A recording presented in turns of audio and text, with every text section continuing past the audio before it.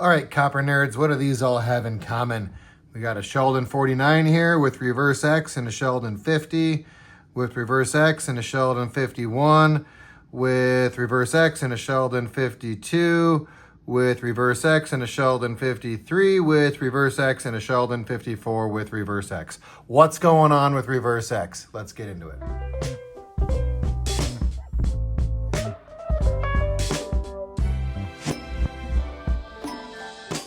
I mean, that is weird, right? You wouldn't expect to see a reverse die just rolling through 6 obverse pairings, but that's what we see. Let's check it out. Well, reverse X, 49, 51, 54. So we've got our fairly common Sheldon 49, and this is part of what I think is going on. We've got our R5, 50, our R5 minus, 51, our R6 minus, 52, our R6, 53, and the R3, 54, which I'm going to tell you is not as common. I mean, I don't believe it's actually an R3. I have not seen very many of them out there. They're pretty hard to find. So what in the world is happening with reverse die X? I don't know. I wanted to investigate it with you guys. This idea for this video came from Tom Deck. Tom has a theory. I'm going to go ahead and insert a little depiction that Tom put together of his theory. It is here.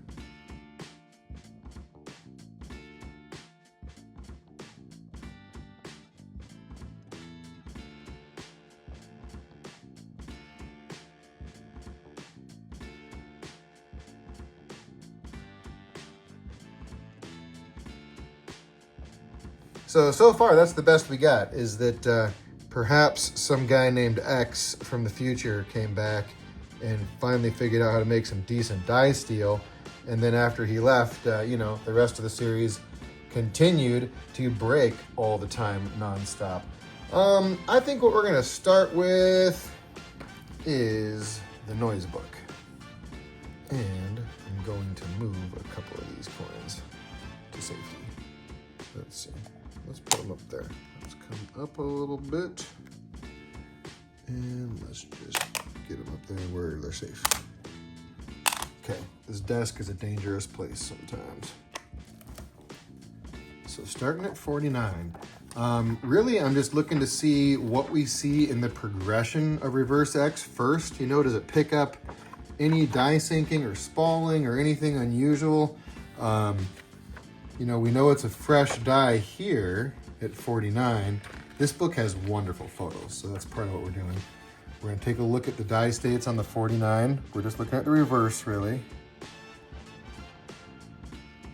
That reverse die still looks good, although it does say denticles gone. So let's see if those come back when we get to the 50. Or if they just stay gone, because actually I've noticed. Where's my 51? I got this 51 from Nathan Markowitz, and it's a really nice coin, but I've always noticed that the reverse is a bit weak on the dentals. Everywhere, really. But okay, let's keep on it going. Okay, we're into the 50, which has only a couple die states. And denticles fused right of F to M. Okay, yeah, I kind of see that again. What if? So nothing significant happening there with the 50. Here's my 51. Interesting. I don't know if they're recutting the dentals and then they're wearing away from lapping and whatnot, but that's wild. Look, again, strong and then getting weaker through the die progression. What do we got in 52?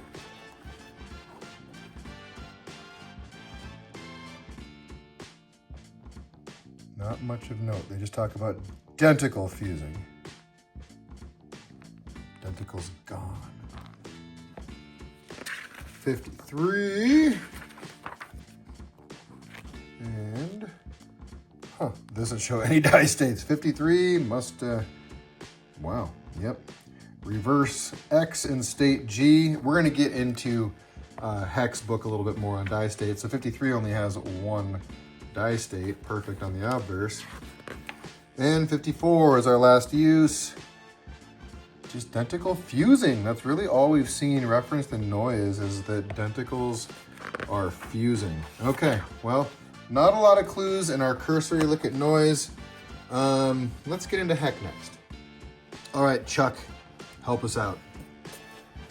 Okay, Sheldon 49 is our first use of reverse X.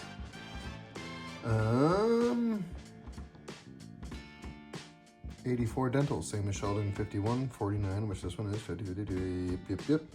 Okay, oh, I wonder if these are actually in the wrong sequence. Maybe they did go 51 first. Is 51 here? Yeah, look at that. Okay, well, that's our first discovery, is that it started out on 51, not on 49. Let's see. Sheldon also called reverse X the tough old lady of the big sense because she outlasted 6 husbands with not a die break and scarcely a scratch. Look at that. I knew Chuck wasn't going to let us down. I think we're going to find all of our answers here. Yes, the die did live through 6 different obverse dies. Husbands, question mark. I'm with you. That's kind of a weird analogy. But there were some small chips and large cracks that make the next 6 varieties quite interesting. In 1999, Bill Noyes, author of this book, asked Craig Shawley to assist him in his examination of reverse X series of 49 to 54.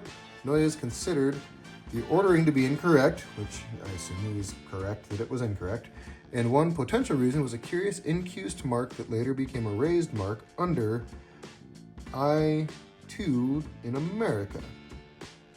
Shawley also observed a pattern of die chipping, which is dental fusing. Okay, when they say dental fusing, that's die chipping between the dentals at the reverse rim from dental 65 to 71. And then in 2002, Shawley wrote an article in Pennywise, which I don't have them that far back, but we might be able to find them. And clearly established the emission sequence to be, as it will be in Hex book, 50, 49, 50, 52, 53, 54. All right. This article is required reading and shows the importance of die state information in determining emission sequence. Obviously, I will follow that sequence. Thank you, Chuck. All right, reverse. No cracks, cuds, or clash marks when paired with 51 first. I know 51 does pick up a pretty good die break through the date. We're seeing that right there. Let's see. Reverse, faint hairline clash marks. See them there? So there's a couple of clash marks, and then same. Really, this die is holding out with no advance. So while we have a total of 6 die states for the obverse die, the only thing that reverse X does is picks up a clash mark, and it stays the same throughout. Sheldon 49 is next. All right, the reverse. So the clash mark was removed from 51, which weakened the bottom left of the ribbon loop right there. And no cracks, cuds, or dental fusing yet. That's what she looks like. Die state 2, reverse, we get a clash mark. So some clash marks from the hair are seen at 1 cent. Let's see. Not much change for the third die state. Dental fusing is starting to happen. You see them there where they're just kind of doubling up. Lift this up a little bit. Okay. I see what he's talking about. The dentals are individual teeth, except for the 2 with the arrows pointing at them, have fused, which is really all that I think we're going to see on this die from what we've seen so far anyway. A little more fusing. Okay, I see the fusing is covering a little bigger area. Meanwhile, the obverse die is breaking apart, but reverse X is still kicking. A couple little minor issues, but staying strong. Third die marriage right here. Okay. So, reverse. Again, it was resurfaced. No cracks, no cuds. Then we got our dental fusing is always present, which makes sense. So then we start picking up cracks on the obverse. What's the reverse do? Exactly what you think it's going to do. Nothing. Stays the same. That's it for Sheldon 50. Going on to Sheldon 52, which is a rarity.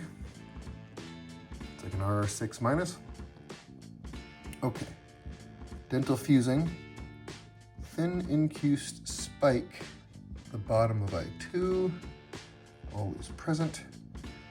Okay. Reverse. Nada. Reverse. No change. Moving on to Sheldon 53. This is crazy. Okay. The reverse is the same as the last die state on 52. No cracks, no clash marks, some dental fusing, and a sliver of metal at the base of I2 has been removed, leaving a small recessed cut in the die, which appears as a raised spike under the eye, right there. See that? You'll see it. All right, and then in die state 2, we pick up some hairline clash marks, more clash marks, and the fusing at the dentals is very strong. Yep. Moving on to our last, sixth and final use is Sheldon 54. Okay. This is the sixth and final marriage for Reverse X. All right. Breen's notes indicate his die state one with no clash marks was taken from the Ren coin. I'm not familiar with that coin. Same coin was sold as lot 32 in the Tom Reynolds sale.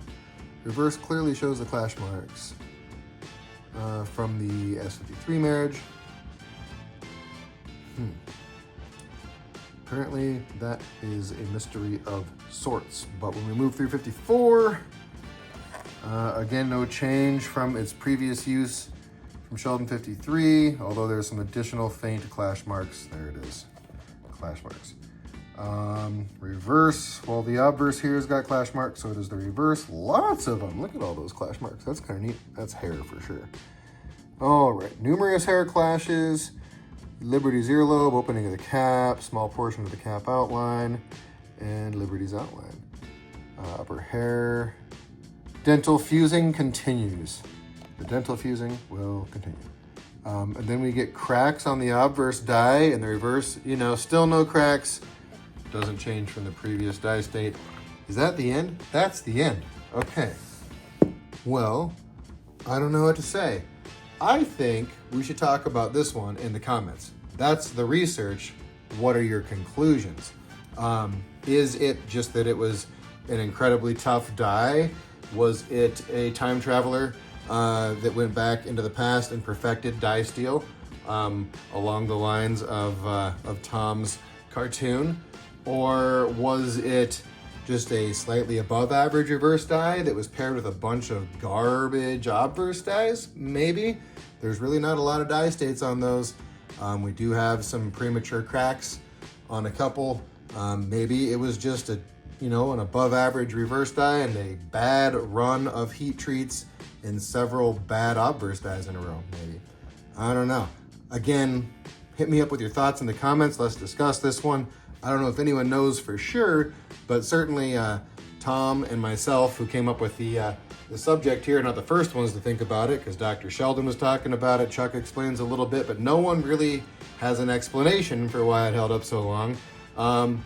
With really not much other than a lot of clash marks that were resurfaced, and then all of those fused dentals going around the outside. So hit us up in the comments. Let's talk about it. I will catch you on the next one. Peace.